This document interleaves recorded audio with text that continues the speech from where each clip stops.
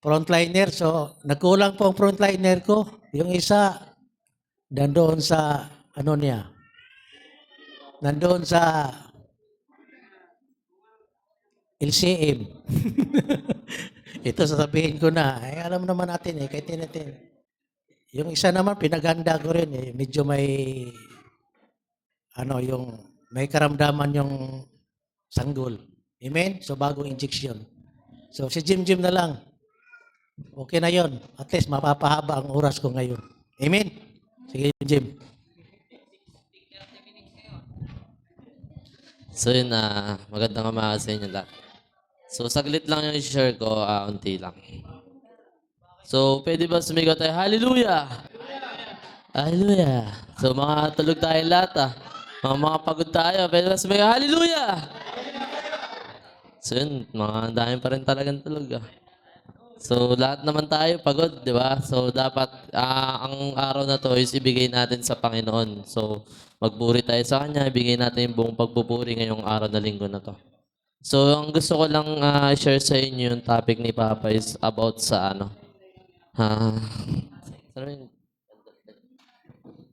ba yan? Topic niya is pasanin ng isa't isa. Pasanin. Wala naman.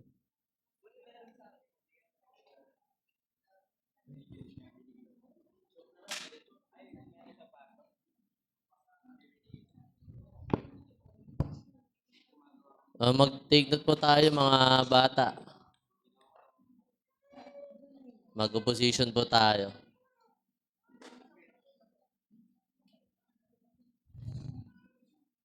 Pasanin ng isa't isa. So, saglit lang to 5 minutes siguro. So, ang text ni Papa is sa Galatians 6:2. Pakibasa po. Ay, start muna tayo sa Galatians 5. 5. Galatians 5:1-3. Pakibasa si mga sa likod dyan, mga bata. Si Brother Sid. Galatia 5:1. Sa kalayaan ay pinalaya tayo ni Kristo. Magsitibay nga kayo at huwag na kayong pasakop na muli na pamatok ng pagkaalipin. Verse 2. Verse 2 si Brother Johan.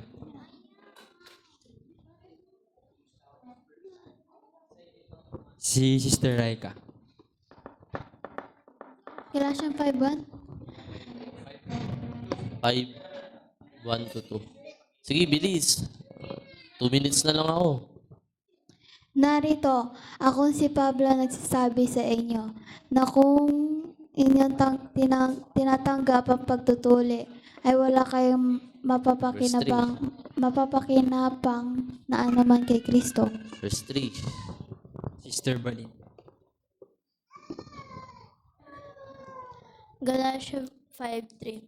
Oo, pinatotohanan kong muli sa bawat taong tumatanggap ng pagtutuli na siya ay may kautangang tumupad ng buong kautusan. Amen. So, salamat po sa mga nagbasa. So, sinabi dyan sa Galatians 5, verse 1-3. So, pag sinabi nating pasanin ng isa't isa, sa English nito is bear ye the burden. Yan. Ano yung ipapasanin mo sa mga kapatiran mo? So, kailangan nga, pag sinabing pasanin is malawak siya. So, hindi lang siya yung sasabihin natin na kailangan. Kakamustahin mo lang siya. So, ganyan. So, pag sinabing pasanin, malawak siya. So, yung binasa ko kanina sa Galatians 5 hanggang 3. So, ang buong chapter na yun is related yan dun sa kay Christ and sa sinabi nga ni Paul, di ba? For I testify again to everyone man that circumcised, that he is debtor to the whole law. So, sinabi nga dito, di ba, isa nga ito sa paraan para nga, kung mapapansin natin, isa-isa nga siya. So, may katungkulan ng isa't isa. So, dapat, isa siya sa paraan. So, dapat tayo matuloy spiritually, sirs. Yung sinabi diyan, circumcise. So, spiritually siya na pagtutuli. And then sinabi dito, bilang isang Kristiyano nga, dapat lang na may concern ka sa kapatiran mo. So, sabi nga pansin mo, paano ba dapat gagawin? So, kailangan kung may problema ngayon yung isa mong kapatiran, dapat nga, i-recon mo siya, palakasin mo siya spiritually. Kasi nga, sa time nga ni Kristo, di ba kung mababasa natin, na-encourage niya yung mga tao sa time niya. So, pinapaalalahanan niya kung anong dapat gawin. So, hindi niya din-discourage. So, basahin natin sa Galatians 5:22.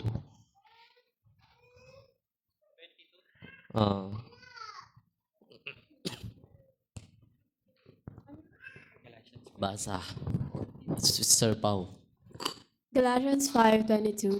Datapwat ang bunga ng Espiritu ay pag-ibig, katuwaan, kapayapaan, pagpapahinungod, kagandahang loob, kabutihan, pagtatapat. Tuloy. 23. Kaamuan, pagpipigil laban sa mga gayong bagay ay walang kautusan.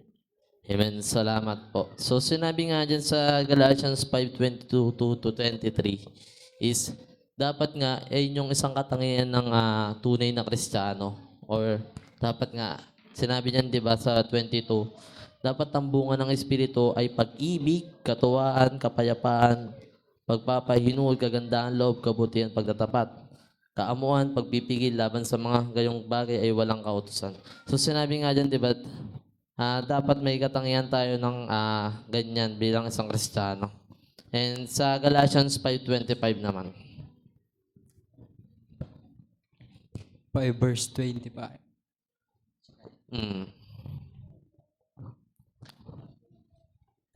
Galatians 5:25. Kung tayo nang mabubuhay sa pamamagitan ng Espiritu ay magsisilakad naman tayo ayon sa Espiritu. So sabi nga dyan, di ba, is kailangan natin na lumakad tayo sa Espiritu.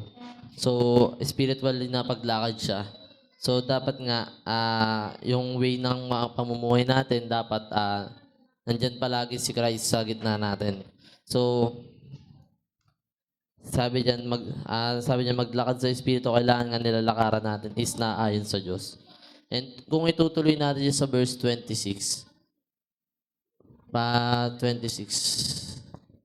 Huwag tayong maging mga palalo na tayo'y nangamumungkahian sa isa't isa, nangang-iinggitan sa isa't isa. So may tanong dito sa talata na to eh. So paano mo papasanin or paano mo siya i-bear yung burden ng kapatiran mo kung meron kang gantong katangian? Diba? Kung unawain natin yan, sinabi diyan, diba? Nangagmumungkahian.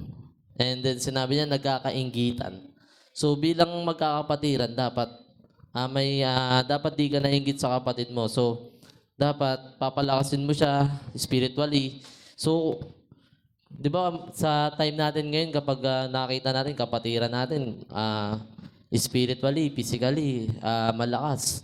So sa financial, yumayaman na. So makita natin 'di ba parang nainggit tayo, may ganyan tayong katangian na nainggit tayo. So, dapat nga, mas isipin natin na mayaman man siya sa physical. Dapat isipin din natin yung spiritually. Dapat nga, i-reco natin siya lalo, paalalahanan natin siya. So, hindi mo siya dapat kainggitan, sinabi niya sa talata. So, wag mo mungkahi. So, dapat nga, pasanin natin yung burden ng isang kapatiran. So, isa na rin dyan yung, di ba, sa, Galatians 6:2, sinabi dito, ito na yung pinaka-topic sa Galatians 6:2. Magdalahan kayo ng mga pasanin ng isa't isa at tuparin yung gayon ang kautusan ni Kristo. So, magandang verse to kung unawain natin siya, malawak siya. So, dapat, kung may problema yung isa, dapat pasanin din natin. So, wag natin siya hayaan. And Galatians 6:3 naman, sinabi dito. 3. Sapagkat kung ang sino man ay nangag-akala na siya ay may kabuluhan, Bangaman siya ay walang kabuluhan, ang mga kanyang sarili ay dinadaya niya. So kung akala natin, di ba, na wala tayong katungkulan, or kung akala natin na kailangan hayaan ko lang yung kapatiran ko na ganyan, bahala siya sa sarili niya. Example ko na lang yung kay Cain, kay Abel, di ba? Nung nirecon siya ng Diyos, si Abel. So, ang sabi niya, hindi naman ako tagapagbantay ng aking kapatid. So, kumbaga wala siyang pakialam sa kapatid niya that time. So, dapat hindi tayo mag-aaya doon sa time ni Cain. So, sinabi nga niyan, di ba, bagaman siya ay walang kabuluhan, ang kanyang sarili ay dinadaya niya. So, lahat ng tao may kabuluhan. So, wag mo sabihin na wala kang kabuluhan, wala kang pakialam sa kapatiran mo. So, isa yan sa katungkulan natin na kailangan paalalahanan natin yung kapatiran natin, i-recon natin siya spiritually. Tulad ni Kristo and yung mga apostol, di ba? Na pinapalakas niya spiritually. So, yun lang. Yung topic. Para pa na Diyos na buhay.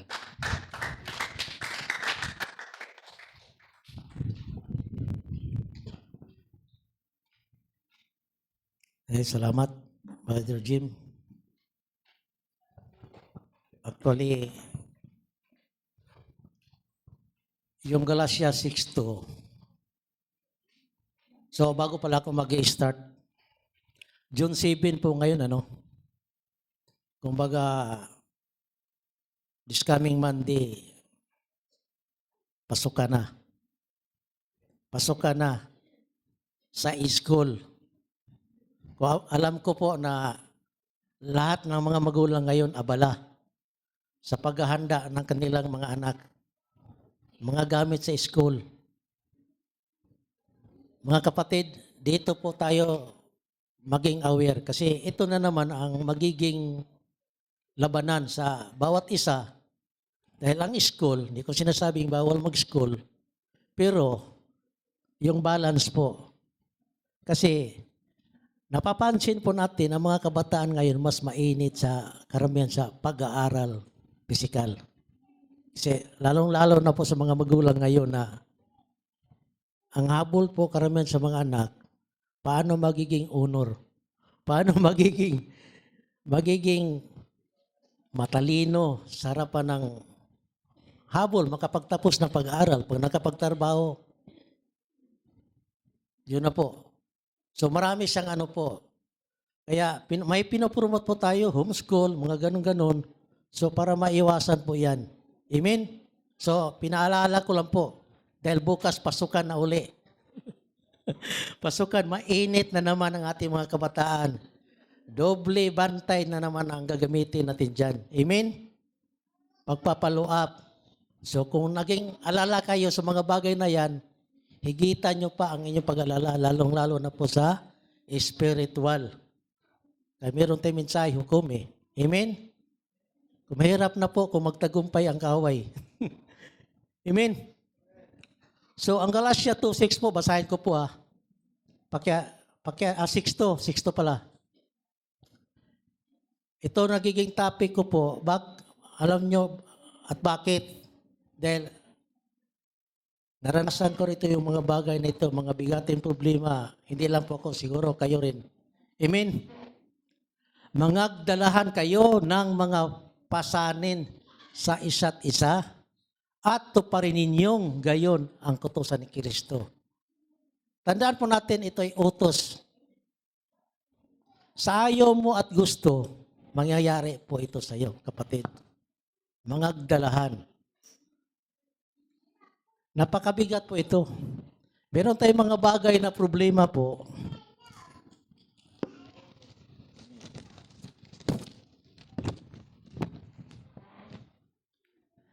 Meron tayong mga problema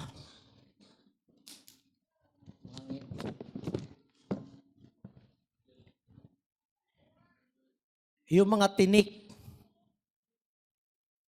Tinik po. Alam yung tinik? Pakibasa sa 2 Corinthians 12:7. Pakibasa nga. Pakibukas nga muna. Mga sakit sa mata. Sakit sa mata. Alam mo yung mga bagay na pasanin, karamdaman, Inaano ko lang ina-elaborate ko lang kasi yan ang mga madalas mangyari.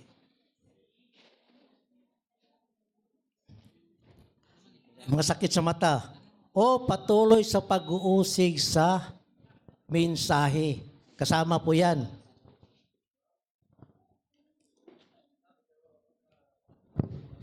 Second Corinthians 6:7.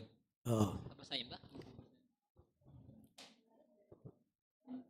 Pangatlo, kasalanan ng yung pangatlo ito pa. Minsan yung pumasok ka sa relasyon, minsan napagsisihan mo pa. Bakit pinasok ko na itong bagay na ito? Ibig sabihin, hindi napaghandaan. Amen? Dumating ang punto, parang gusto mo ng talikuran. Napapansin nyo, mga kapatid?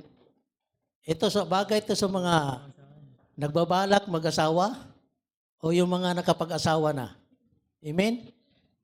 Kasi ang pag-aasawa, mahirap pag-iisipan mo ng mga ilang bisis, lalong-lalo pag malayo po tayo sa mensahe. Amen? Minsan binibira mo na yung mensahe. Ito yung mga epekto, mga kapatid. Pagod sa paglilingkod. Maaring mapagod ka sa paglilingkod. Wag ikaw, involved po tayo dito sa mensahe. Pag nangyari po ito sa pamilya natin, minsan nakakapagod po. Minsan kinu-question po natin ang mensahe. At pagdadalamhati, mga kapatid. Depression. Ito yung laman ng mga talata, kapatid. Tanong, sinabi ba ng Diyos na suluhin mo yan? Mga ganong problema po. Di ba? Minsan ganon ang tao eh. Pag may problema, sinasarili na lang po. Kaya meron tayong mensahe, may nagtatanong. Pero may mga kapatid, may nakakapansin, pero alam niyan kapatid na ganon, pero hinayaan lang. Napapansin niyo po? Dito po papasok yung intervention. Pamamagitan sa mga kapatid. Mahalaga po yun, yung pamamagitan. Kung alam po natin, ang kapatid sa ganito, bakit gano'n si kapatid? Medyo may napapansin ako. May pamamagitan agad. Di ba napapansin nyo? Sa mga kapatid, bakit si kapatid na matagal na wala? Minsan nagtatanong po tayo eh. Nagtatanong si isang kapatid. Yun palang nakaramdam na po tayo. Amen. Ibig sabihin, yung bagay na yun, may pakialam na tayo. May pakialam na tayo. Kahit sa isip mo lang. Kasi naramdaman mo ng kapatid na ganun po eh. Kaya malaga po sa atin, may mensahe tayong pwede pakialaman ang bawat isa basta kung nakakabuti. Eh, sabi nga dito ang sabi ng Diyos, sinabi ba ng Diyos na suluhin mo yan? Natiisin mo mag-isa? Sabi dito, magtulungan kayo. Sinabi po sa talata na yan, ayan po ang mga laman. Bakit po utos yan? Magbigay po ako ng halimbawa po. Si Pablo po ang sumulat nito eh. Si Pablo po. Bakit sinabi ni Pablo ito? Mismo si Pablo po, naranasan niya ito. Dito magagamit si Pablo yung intervention niya. Paano siya pumasok sa problema ng iba, mga kapatid. Isipin mo si Pablo, ang karanasan ni Pablo. Sino ba nakagawa ditong na spiritually si Pablo bilanggo sa mensahe? Naniwala po ba kayo si Pablo? Mismo sa literal, physical na kulong. Sinong amen? Bakit siya nakulong? Dahil po sa mensahe. Magbigay po ko ng interaksyon. Saan ba nakulong si Pablo? Hello? Saan kinulong si Pablo? Sino ang nagpakulong? Sinong pinuno?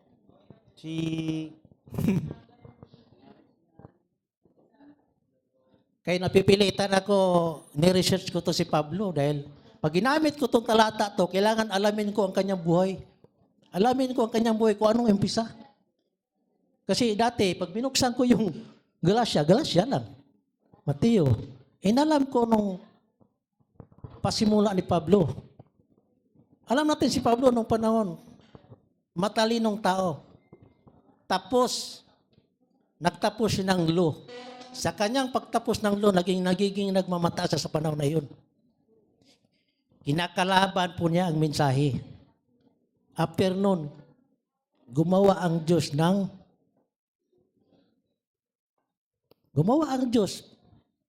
Saulo, bakit mo ako inuusig?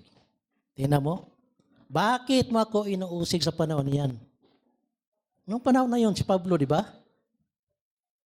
Tumatakbo ang panahon kasi binulag na siya ng Diyos eh. Doon siya nabuksan. Gumamit ang Diyos ng isang tao na para pagalingin siya, para gamitin din si Pablo. Doon si Pablo, nung ginamit po siya sa panahon na iyon. Amen. Nung ginamit si Pablo sa Roma, mga kapatid, buhay po ang nakataya. Ang nagiging kalaban niya. Sino yung kalaban niya? Bilang matataas ng pinuno. Mga Romans. Sino?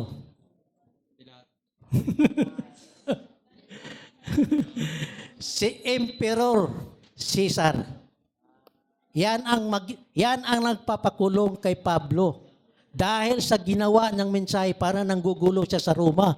Dahil ang mga matataas na mga tinuring na parang pare, kumbaga, parang naano na niya parang nabibrainwash na po niya Siyempre, alam natin ang kalakaran sa Roma. Sa panahon na yon po, sa pagsisikap ni Pablo dahil dinala niya mensahe, ngayon, tanong ko sa inyo po, kaya ba natin ang gagawin yung dinadala ni Pablo? Hindi, madali maging Pablo po. Sa Galatia 2:6. Nagawa pa niya mangaral sa loob ng kulungan. Amen? Bakit tayo nasa labas? Ang hirap-hirap pag gumawa ng bumisita sa kapatid. Bakit si Pablo mismo sa kulungan? 2 taon. Malala ko. 60 to 62 AD. Nag-start yun. Yung 2 taon na ginamit ni Pablo sa loob ng kulungan yan, physically nakulong siya mismo. May kadina pa. Naniwala po ba kayo? Naka-house arrest si Pablo? Pinayagan siya mag-house arrest Hello? Naka-house arrest si Pablo. Pinayagan siya tumanggap ng bisita ng mga taga-Roma. Doon, biro mo, nagawa pa niya mag-share sa loob mismo ng nakakadina. Habang nagbabantay po sa kanya, nagawa pa niya mag-share. Amen? Nagawa pa niya mag-share yung mga sundalo. Ito ang mabigat. Yung intervention ni Pablo to pumasok. Amen? Gumamit po ako isang kausap niya. Halimbawa po, malala ko sino ba yung halimbawa si Pilimon. Ito, alam ko sa inyo, sino nakabasa ng book ni Pilimon? Ito yung pinakamaiksi na sinulat ni Pablo sa lahat ng ginawa ni Pablo. Book of Pilimon. Basahin nyo yan kasi minsan, alam ko sa mga gawa, hindi gano'ng pinapansin itong chapter, itong Pilimon ito. Malala ko nung maliit pa ako niyan, kinakanta pa yan. Si Pilimon, si Pilimon. Kinakanta sa elementary yan. Tinuturo din ng mga guro yan. Nangisda sa tambasakan. Totoo nga naman, binasa ko. Nung nakahuli si Pilimon, ibininta niyang isda sa isang masirang tahanan. Ibinili ng tuba para mainom. Alam mo sa panahon ni Pilimon na yan. Binasa ko Ako, totoo ba itong kwento na ito? Kasi naranasan ko, naalala ko yung kanta ni Pilimon, tinuturo ng mga guro yan, lalo sa mga kalibil na grade 1, grade 2, grade 3. Yan mga intro ng mga kabataan pag tinuturo, lalong-lalo sa probinsya. Ngayon, nung sinundan kong mensahe ni Pilimon, bilang ano siya, mayaman siya Meron siyang isang alipin, haleluya. Sino yung alipin na tinutukoy nito, kapatid? Isa lang. Sinong alipin na tinutukoy dito na hawak ni Pilimon?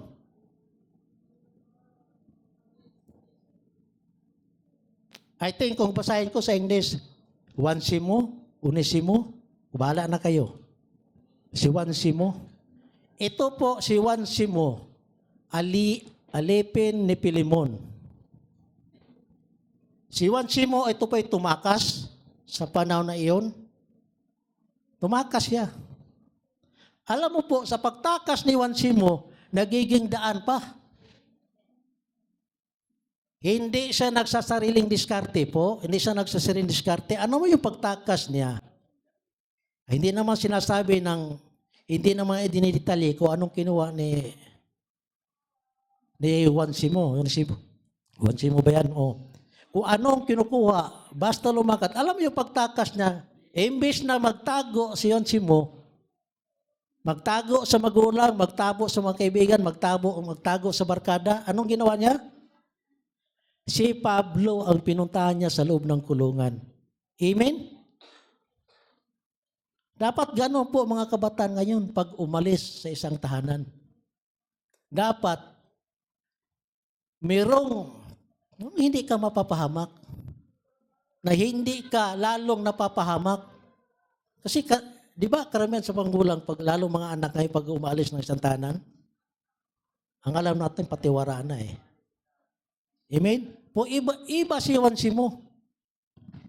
Mensahe po ang hinahanap ni Onesimo. I-search nyo sa Google, kung di ako magkakamali sa kwento ko. I-search nyo sa Google.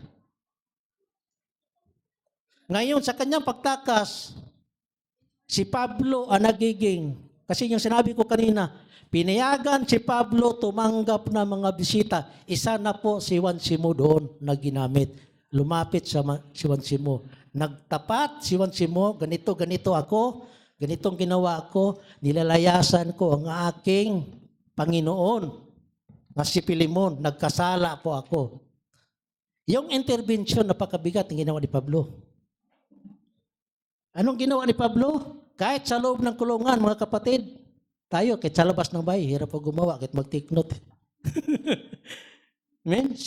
Ang ginawa ni Pablo,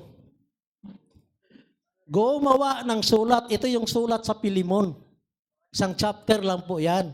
Yan ang ginawa ni Pablo. Sabi ni Pablo, ito yung sulat nito, ipapadala ko kay Pilimon. Ang inutusan na si Onesimo na pinabalik si Onesimo bumalik ka sa iyong Panginoon. Hindi mabuti yan. Tingnan mo. Si Onesimo hindi pa ginamit yan. Nung pinibalik si Onesimo, may dadala-dalang sulat mula kay Pablo, mga kapatid. Bumalik siya sa Panginoon niya, si Pilimon. Binasa na lang ni Pilimon yung sulat mula kay Pablo. Kasi hindi nga magawa ni Pablo lumabas Sulat na lang kasi nakakulong nga, literally. Nakakadina si Pablo. Nagawa pa magmensahe sa loob ng kulungan. Ginawang pulpito ang kanyang tahanan. Pinayagan siya mangupahan ng bahay sa loob ng 2 taon. Kung hindi ako magkakamali. 60 AD to 62 AD nangyari po yan. Ngayon, ito nagiging epekto po. Nung tinanggap ni Pilimon, yung sulat ni Pablo, alam niyo po ano nangyayari? Tinanggap ni Pilimon. Sabi ni Pablo doon sa sulat, Kapatid, patawarin mo itong kapatid na si Wansimo. Kung hindi mo siya tanggapin para sa akin, tanggapin mo lang alang-alang kay Kristo. Bilang kapatid.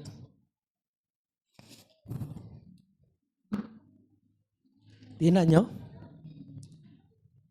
Kung ano man ang utang ni Wansimo, kung ano man pagkakasal ni Wansimo, sabi ni Pablo, sa akin mo na lang sisingilin. Ganyan po ang magsakripisyo ng kapatid. Ganyan po ang kapatid kung paano magiging halimbawa. Anong pinag-usapan po dito? Intervention. Paano pumagitna si Pablo? Ang taong hindi tumanggap sa mensahe. Ang alipin na hindi tumanggap sa mensahe, nabuksan, si Wansimo pa ang ginamit. Nagiging kapantay, itinuring na bilang amo si Wansimo sa panahon na yun. Amo na, magiging kapatid, kapantay na. Amen? Sa mensahe kasi alam po natin kapatid, walang mataas, walang mababa. Kung nauna ka man, o nagmamataas ka naman, ibabagsak ka rin ng Diyos. Mas mabuti kayang mababa eh. Magsimula ka sa mababa, nagsisi ka, umiyak ka. Yan po ang tinitingnan ng Diyos.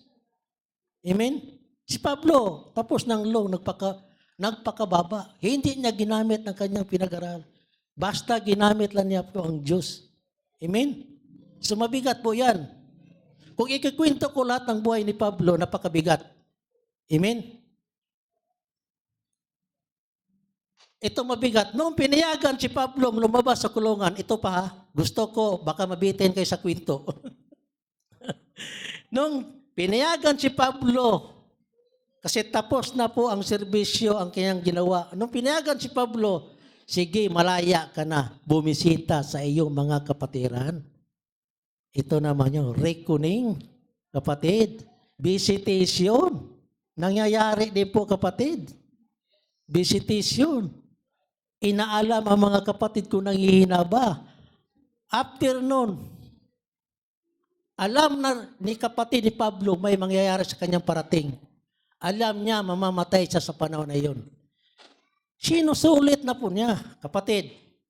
Ang tanong ko sa atin, habang buhay pa tayo, dapat sulitin na natin. Huwag na po hintayin natin na magiging dumating yung, anong tawag nito? Yung sakuna sa ating buhay. Yung dumating yung mga pasanin. Pero sabi naman ni Pablo, bahagi na ito. Lalong lumalakas si Pablo sa panahon na iyon. Ibiro mo, kung ano po nangyayari sa two prophets after 1,260 days, tama mo ba? After testimony. Alam mo ng two prophets na papatayin din eh. Ganon din nangyari kay Pablo po. Alam niyang papatay siya, pinayagan siya mula sa kulungan, mula sa 2 taon pagkakulong, alam niyang ikukulong siya muli. Napakahirap.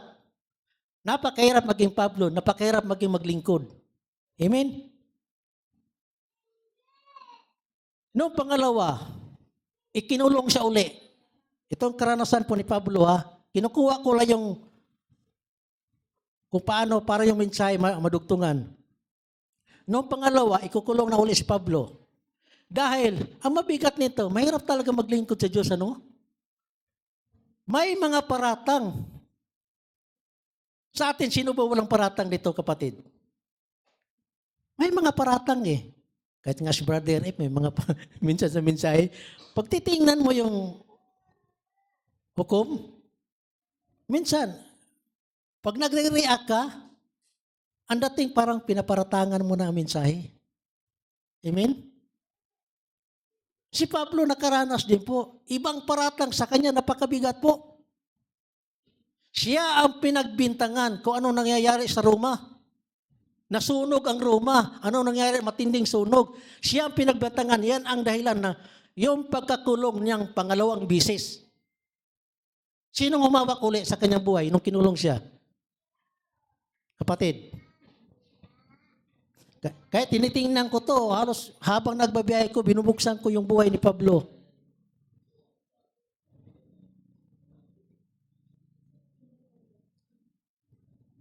Nung ikinulong siya muli, nag-start 62 AD, mga siguro something 67 AD. Nagsasuffer muli si Pablo sa kulungan. Mas matindi, pinirapan, bago pinatay. Nakita nyo ang takbo ng paano magiging Pablo? Tingnan nyo ang takbo kung paano magiging tumanggap si mensahe, kung paano ka magdadala sa mensahe. Hindi madali po. Sa ministry ni Pablo, mag-evangelize. Ang pag-evangelize, hindi natin itinuring na parang relax tayo.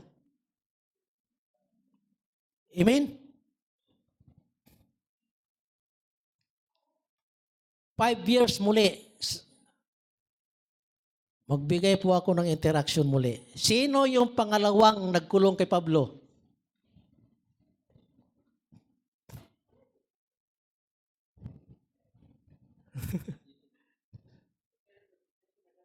Ha?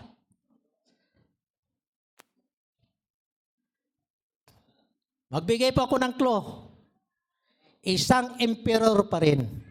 Makapangyarihang tao. Emperor. Baka si ano.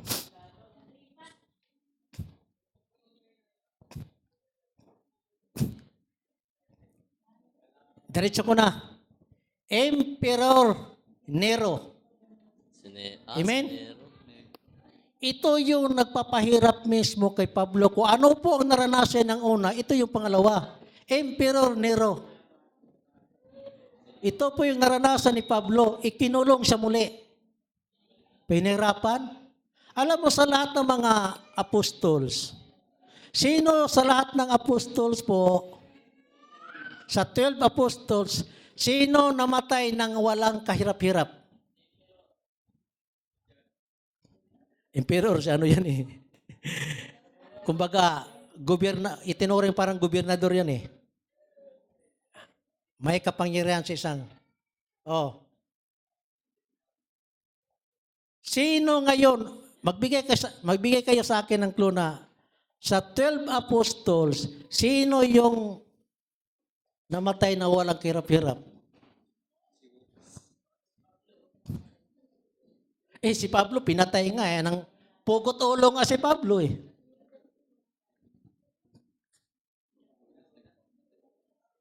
Si Peter, ang alam ko, pinugutan din ang ulo. Sino yung apostles na ibinitin ng pabaliktad, patiwarik? Santiago. Ganyan po ang maglingkod sa Panginoon. Baka ngayon pa lang po, baka gusto niya mag-withdraw. Napakahirap po ba?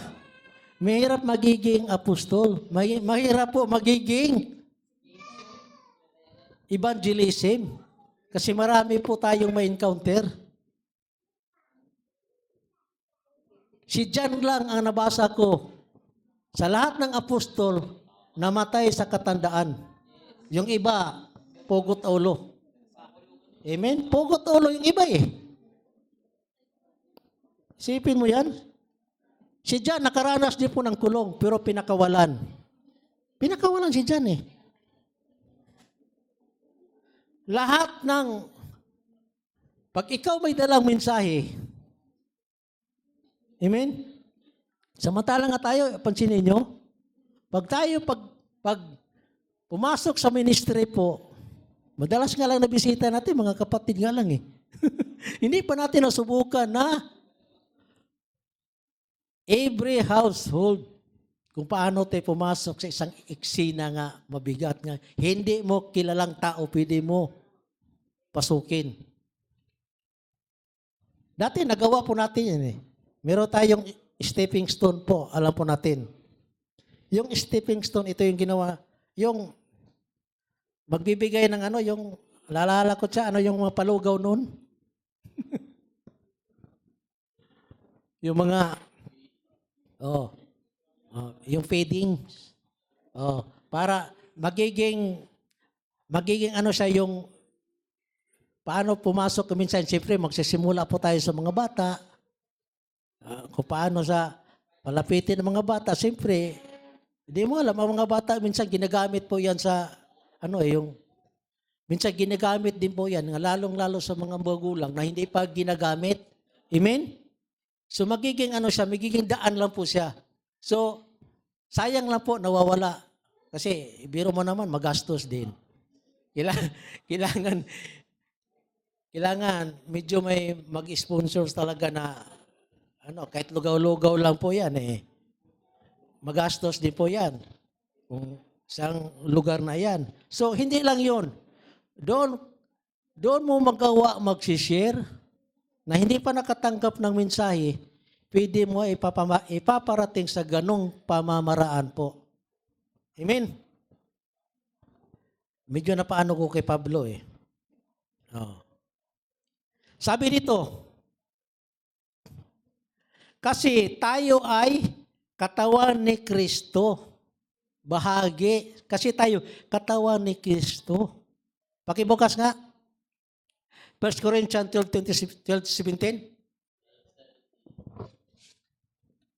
Operator. 1 Corinthians 12:17.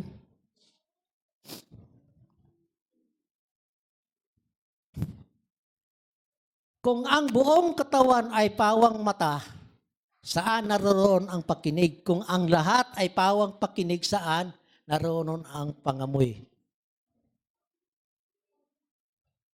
Pag sinabing isang katawan, sabi dito, naroon ang pangamoy.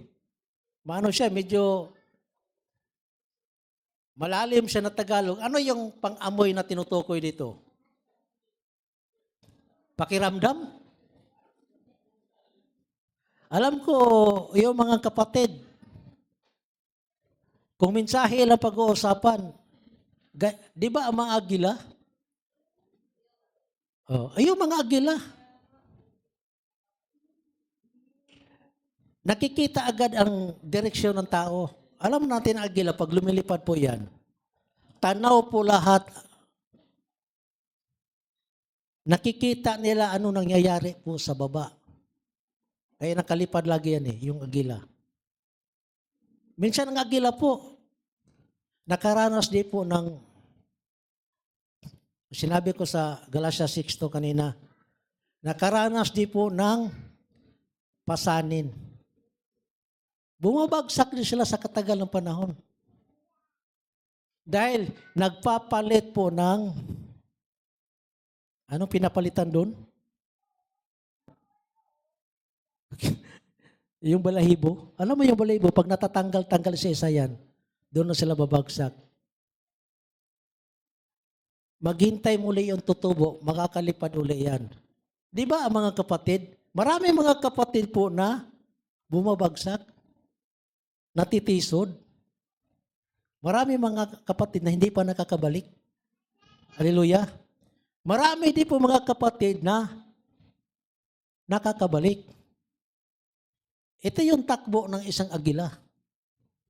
Dapat pag ikaw isang agila, kahit anong trial sa buhay mo, anong labanan, dapat katulad po kayo ng agila.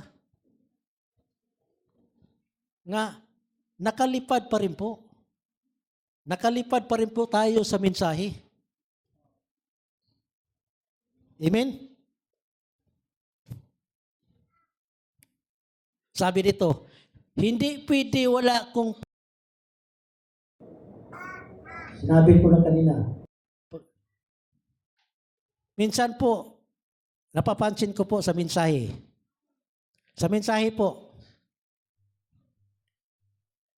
napapansin po tayo na sa ating kapatid, minsan lagi ko naririnig.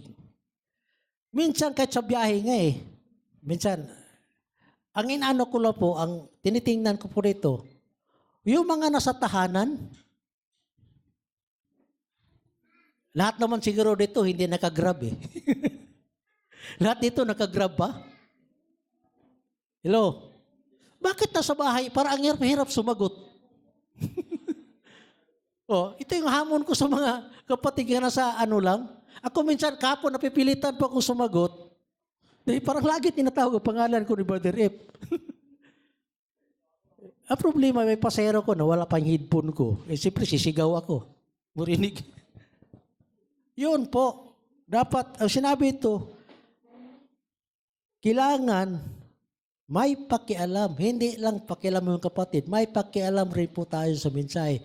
Kung ito po, sa mga bagay pong ito, sa pagsagot lang din ito magagawa, how much more sa ating mga kapatid, nagkakaroon ng problema. Problema sa financial, problema sa mga bagay-bagay na yan. Baka yun pa lang, di mo kayang, siyempre, yung payo hindi nawawala yan. May mga kapatid na nangangailangan. Hindi masama po tayo magbigay. Sabi ng kapatid, Pastor Romy. Naranasan ni Pastor Romy.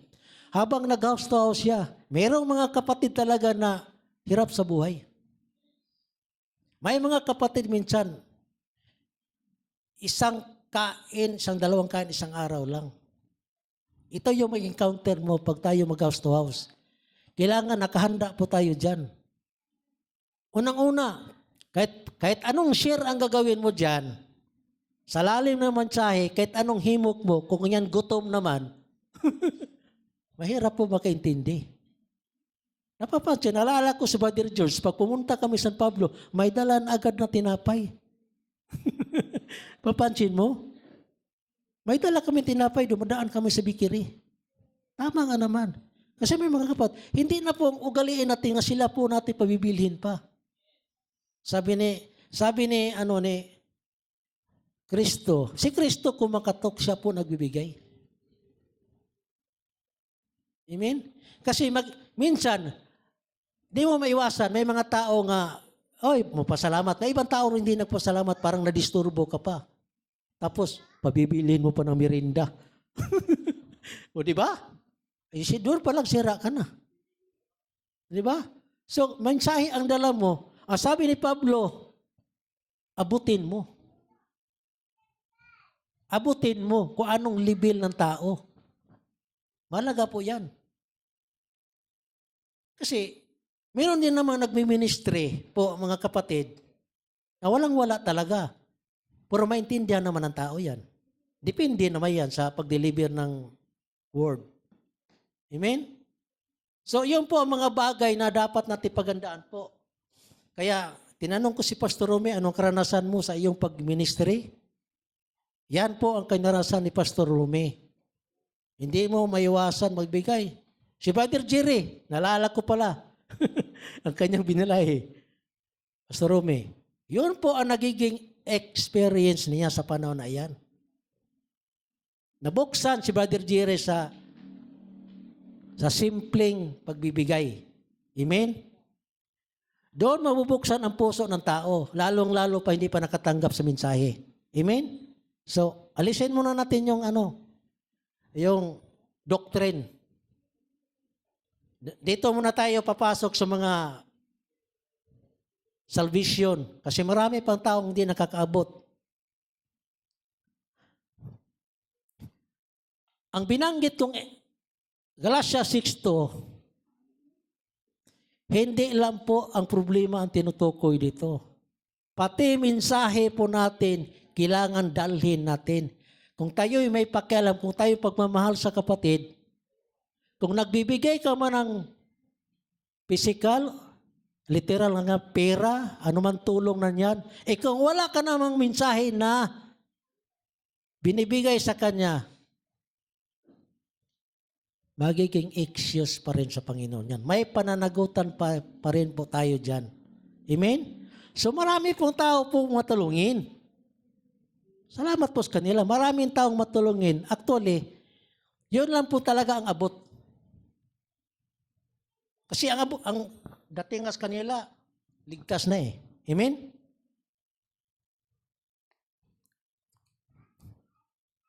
Kung tunay kang Kristiyano, Roma 12:15, Roma 12:15, anong oras? Malapit na. Roma 12:15, kapatid. Basahin ko na lang, kaya baka yung oras ko sayang. Makigalak kayo sa nangagagalak. makiiyak kayo sa nagsisiiyak.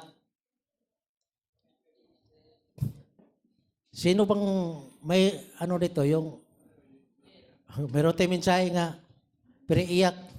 Sabi nito yung kapatid. Sino bang mahilig umiyak dito?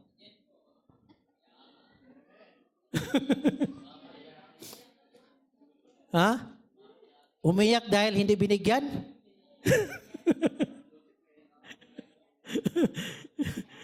Ha? Yung iyak na yung may tuwa. Amen? Yung iyak na may tuwa, na may kagalakan. Di ba? Madalas ako sa ganyan. Hindi na kailangan itanong ni Brother Ip yan. Iwan ko lang sa inyo. Amen? Makigalak. Ipin mo? Makigalak. Ibig sabihin, magsaya.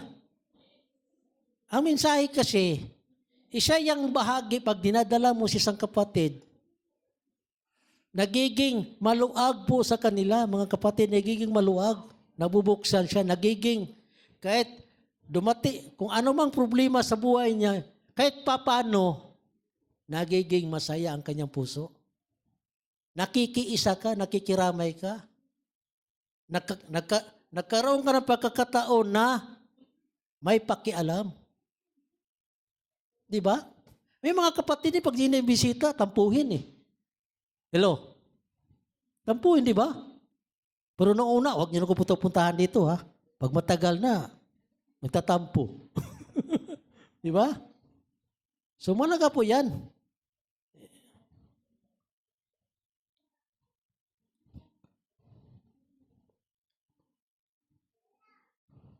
Ngayon, ang Galatia 6:2,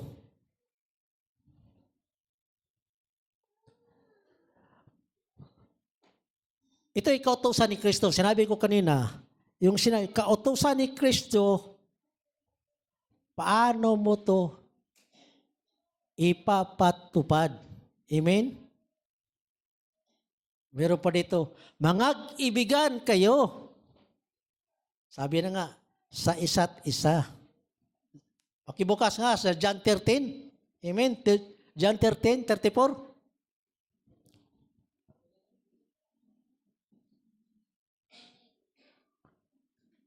Isang bagong utos ang sa inyo'y ibinibigay ko, sabi niya sa John, na kayo'y mangag-ibigan sa isa't isa, na kung paanong iniibig ko kayo, ay mangag-ibigan naman kayo sa isa't isa.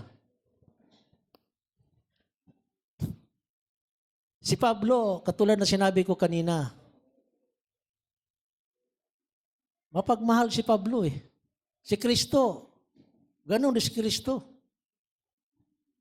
Siyempre, mas higit si Kristo.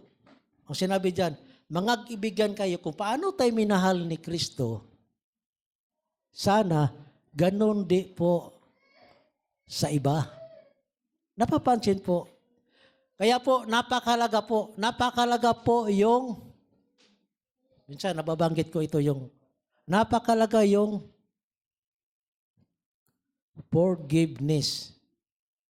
Magbigay po ng, kasi mangag-ibigan, pag sinabi mangag-ibigan, hindi lang po tayo, kasi may mga kapatid tayo na paano magiging mangag-ibigan.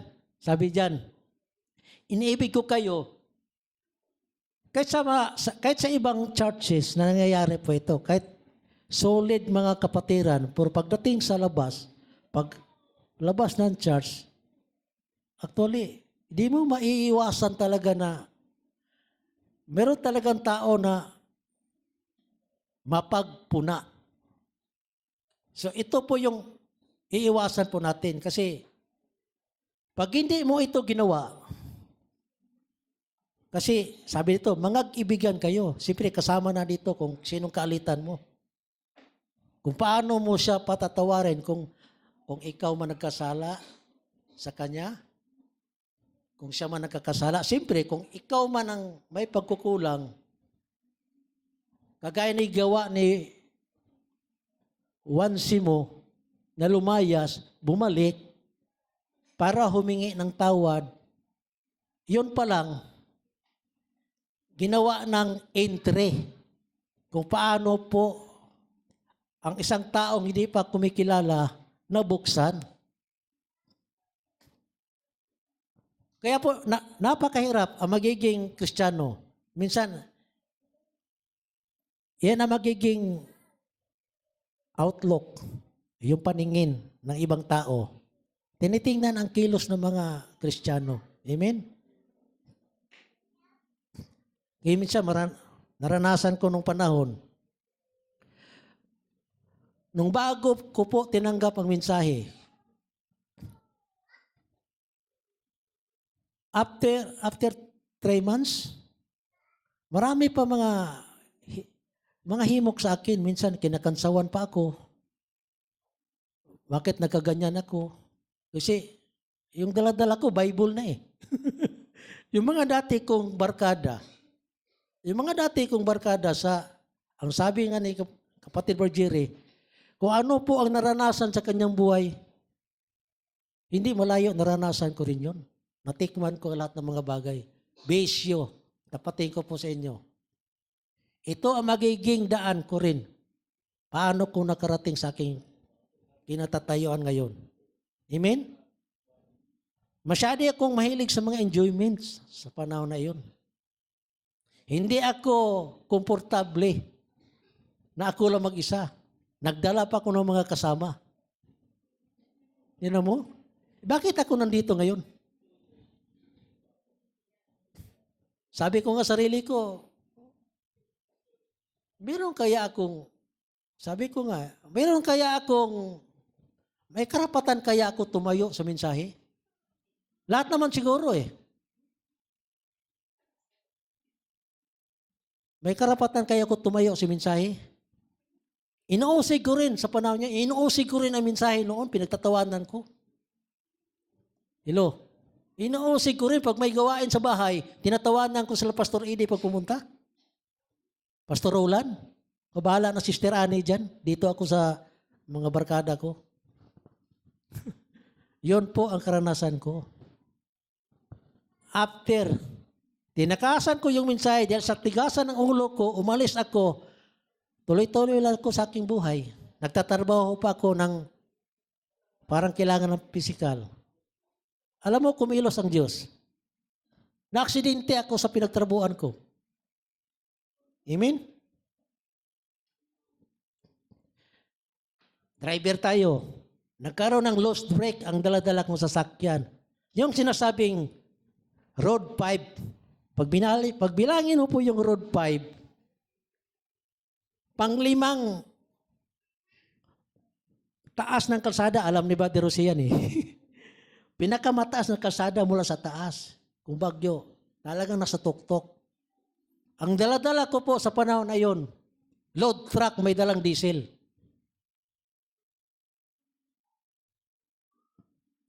Pagtapos ko magkarga, bumaba uli, nawala ng preno ang sasakyan. Yun po ang karanasan ko. Mabuti naman, ako ligtas, puro ang painante ko. Talagang hindi sinuwerte. Yun sa panahon na yun, tinakasan ko po yung mensahe. Ngayon, hamon ko sa inyong kapatid. Kanya-kanya ting hamon eh. Sa tingin nyo, ano ang mga salamin nakikita sa inyong buhay? Ano kayang darating? Sa akin, sinasabi ko na eh. Ito yung mga salamin na parating. Hello? Di ba, ganyan po ba ang kailangan ng tao? Bago po tumanggap sa mensahe, kailangan may mangyayari muna? Hello? Bihira lang, no? Karamihan talaga, yung tumatayo dito, may nangyayari muna. Oh, hello? Tapos na? Sabi ko, pag nag-i-enjoy ako magsilita, alam ko, pag isang talata lang ko, kasi kaya tumatagal po, Kaya po tumatagal minsan kasi hinaluan ko po ng history. Kasi para mapasarap ang kwento. Amen? Pero hindi istorya sa mga kanto-kanto. Di ba? Siguro naman kayo nag-enjoy sa kwento ni Pablo, di ba? Kung hindi man kayo nakabasa, balikan nyo, at least naikwento ko na sa inyo. Kung anong buhay ni Pablo. Amen? Ano bang taon namatay si Pablo? Oh, hindi nyo pa alam, di ba? Yung sasabi ko sa inyo eh. Subukan nyo tumayo dito. Anong AD namatay si Pablo? Pero hindi mo makita sa Bible na binabanggit doon anong pinaka. Oh, yan ang itatanong ko sa inyo. Bago siya kinuha. Kaya yung mga story, minsan may pakinabang din. Ha? Computin mo, 60s of 60 AD siya unang kinulong. Pangalawa, pumalo ng 67. Anong taon naglingkod si Pablo? Kasi, ang alam ko, 30 AD to 40 AD, yun ang buhay niya na kung paano iniusig ang salita. Paano niya inuusig. Amen? O, biyanggitin ko pa, balikan ko. Si Juan Simo naging kasama pa ni Pablo sa pagmimensahe. Dahil sa pagpakas ni Juan Simo, nagiging katuwang pa siya ni Pablo. Ginamit siya, ikaw ang tagadala ng sulat. Biro mo, subukan nyo nga makulong dyan. Kahit makulong mo lang sa ibang bagay, pero sinabi ko sa mensahe ha, baka puro iyak na lang aabutin. Magawa ka natin. Magawa ka natin mag-share sa loob ng piitan na may kadina pa. Amen? Kaya sabi ko kanina, mas malaya tayo mag-share na walang hadlang. Si Pablo nagawa mismo sa kulungan. Mismo yung pulpito sa loob ng tahanan, nagawa pa mag-share. Nabuksan pa lahat ng mga bantay niya. Amen? Napakahirap, ano? Ay sabi nga ni kapatid, Mary Francis, meron mo kahit nasa hospital kami, mag-share ka dyan. Nung panahon na yun, yung tinawag, tama nga naman. Ang mensahe kasi, walang lugar na pinipili. Lalo na po sa hospital. Pag nandoon ka, lahat dyan ang mga tao may mga pinagdaanan. Financial, hindi lang yun. Financial, trabaho na piktuhan. Di ba? Pero bakit ang dating parang corny, ano? Pero, totoo siya, yan ang totoo. Ang pagsishare ng mensahe, walang pinipiling lugar. O, yung ibang mga sikta, pagdating ng Berman, nagkakantahan pa nga kahit isang lugar. Para lang ma-share yung mensahe, sabay humingi ng offering. Diba? Nagawa nila kahit sa bus. Nagawa nila kahit sa barko. O bakit nagagawa yan? Yan ang magiging sample po. So, omnipresent ang salita ng Diyos. Amen? Anong oras na? Ilang minutes? Tapos na? Sige, okay na. Mag-ano na lang tayo kasi baka nabitin kayo. Kapatid. Sige po, okay na po kasi alam ko, yung kapatid ko may biyahe pa. Papuntang Cagayan yan. Magmi-ministry siya doon. Isama po natin sa panalangin, Sister Chona. Amen? So, alis siya ngayong 12. So, mamaya pa naman ang flight talaga Linggo naman. So, in-invite siya doon. Mag-ministry siya doon. Padala niya mga booklet yan. Sige? bago po ako mag-close, gusto ko pong umawit. Ito na kinakagulian ko nung nais kumanta. Yung kanina, yung, ano ba yun, yung kinanta sa, yung pangalawa mula sa Panguli? At the Cross. At the Cross, gusto ko pong sa.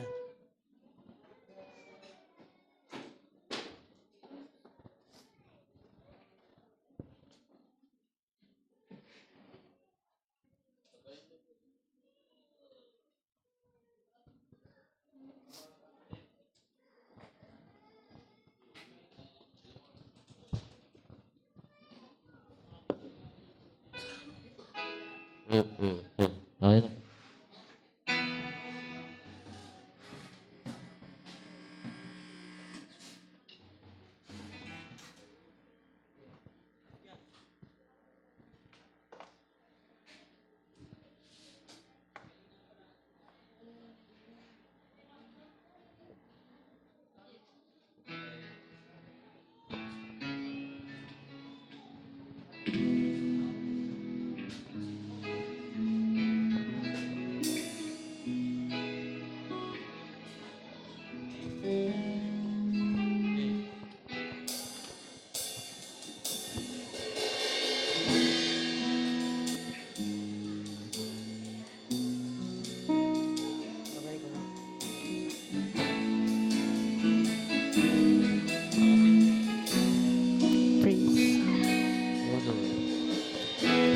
Oh Lord, you search me. You know my way. Even when I fail in you, I know you love me. Your holy presence surrounded me. In every season, I know you love me. I know. Oh, I know you love me. At the cross above my knees, where your blood was shed for me, there's no greater love than this. Whoa. You have overcome the grave. Glory fills the highest place. What can separate me now? You go before me. You set my way. Your hand above me. I know. And I know you love me. Oh, I know you love me. At the cross. At the cross I bow myself. When your blood was shed for me, there's no greater love than this. Whoa, you have overcome my name. Where your blood was shed for me, there's no greater love than this. No. At the cross above my name, where your blood was shed for me, there's no greater love than this. You have overcome the grave, with glory fills the highest place.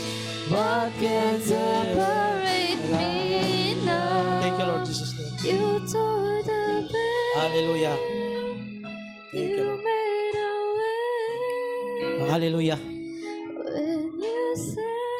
Patuloy po ato. Patuloy po tayo sa pagtayo. Hallelujah. Muni-munihin po natin ang mensahe po ito. Hallelujah. Salamat po, Diyos. Salamat sa iyong mensahe. Salamat po sa buhay ni Pablo. Hallelujah. Kung paano mo siya ginamit, O Diyos, bilang lingkod, bilang intervensyon, kung paano pumagitna po sa mga bagay, mga problema sa ibang kapatid. Hallelujah. Salamat po sa buhay naming kapatid. Kung paano siya ginamit sa panahon na yun, may kapalit na buhay. Hallelujah. Hindi po madali na maglingkod. Hallelujah.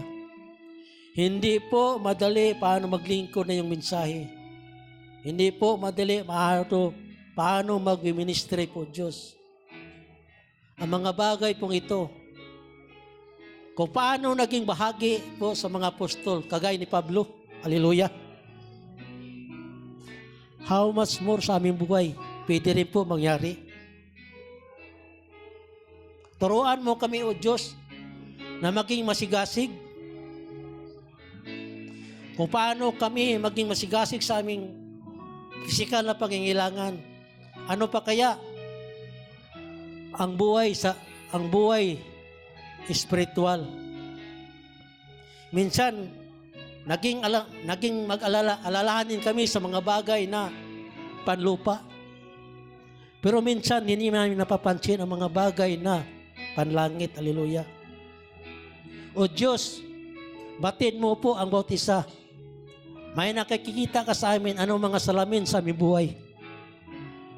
Kung ano po ang mga parating. Hallelujah. Ang aming paglilingkod po, Diyos, hindi lang sa araw ng Sunday. Mga parating na araw pa po, hallelujah. Maging tularan. Turuan po ang kami maging tularan kagaya ni Pablo, hallelujah. Salamat po, Diyos. Napakahirap po. Kagaya ni Juan Simo, kung paano nabuksan ang mensahe sa panahon ngayon, hindi siya umanang. Magiging katuwang niya, si Pablo po ang kanyang nasumpungan. Salamat po sa buhay ng kapatid ito. Ginamit na magiging tulay kung paano nabuksan ang kanyang Panginoon sa mensahe. Hallelujah. Panginoon sa laman. Hallelujah. Salamat po, Diyos, ang mensahe pong ito. Nawa magkaroon ng refleksyon sa aming buhay, sa mga kapatid, sa mga anak. Hallelujah. Lalo sa mga hamon na darating, na pasukan, may mga labanan na panibago po, Diyos. Hallelujah. Turuan mo kami maging masigasig, maging aware po kami sa mga bagay pong ito. Mangyari lang po ito kung maging sincero po kami sa mensahe. Kagaya na yung pagsama sa gawain, pagjojoin sa gabi, pag-iii, yun po ang magiging intro namin po, magiging pintuan paano kami makapasok sa mensahe. Salamat po, Diyos. Ang mensahe pong ito, nawa ay isa pamuhay namin, hindi lang sa araw ng linggo, magiging halimbawa po kami sa mga kapatid. Salamat po, Diyos. Didalain ko po sa pangalan ng Isus. Ang lahat po ay magsabi ng Amen. Hallelujah. Thank you, Lord.